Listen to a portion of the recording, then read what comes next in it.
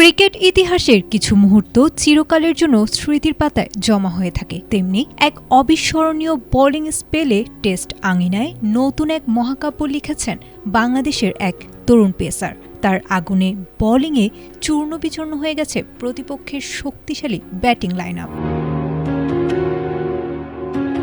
২২ গজে বাঁহাতির সুইং আর বাউন্সের ফুলঝুরি, দীর্ঘদিনের জমানো অপেক্ষা আর কঠোর পরিশ্রমের ফল মিলল এক ঐতিহাসিক বিকেলে।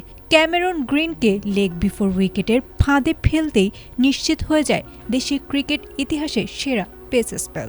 ১৫ ওভারের নিয়ন্ত্রিত বোলিংয়ে ৩টি মেডেন সহ মাত্র ৪৮ রান খরচায় একাই তুলে নেন ৭টি মূল্যবান উইকেট। এই বিধ্বংসী স্পেলের মাধ্যমে ভেঙে গেছে দীর্ঘ ১৮ বছর ধরে টিকে থাকা লাল সবুজের এক অনন্য রেকর্ড।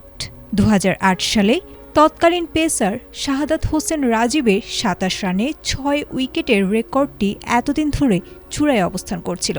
অবশেষে শাহাদাতের সেই সিংহাসনে নিজের নামটি খোদাই করে নিলেন শরীফুল ইসলাম।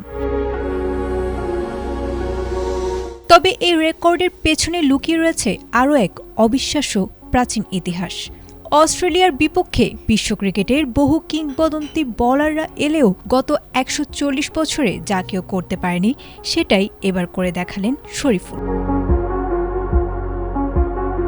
সবশেষ ১৮৮৬ সালে ম্যানচেস্টারে অজিদের বিপক্ষে কোনো বাঁহাতি পেসার হিসেবে ৭ উইকেট নেয়ার স্বাদ পেয়েছিলেন ইংল্যান্ডের ডিক বার্লো। তারও আগে ১৮৭৯ সালে থমাস এমেটের হাত ধরে শুরু হওয়া এই বিরল ক্লাবে এ পর্যন্ত যোগ দিতে পেরেছেন মাত্র ৪ জন বোলার। আড়াই শতকের ক্রিকেট ইতিহাসে সেই ঐতিহাসিক ডিক বার্লো ও থমাস এমেটের মতো মহারথীদের পাশে এবার যুক্ত হল বাংলাদেশের শরীফুলের নাম। আয়েশা আক্তার, এটিএন বাংলা।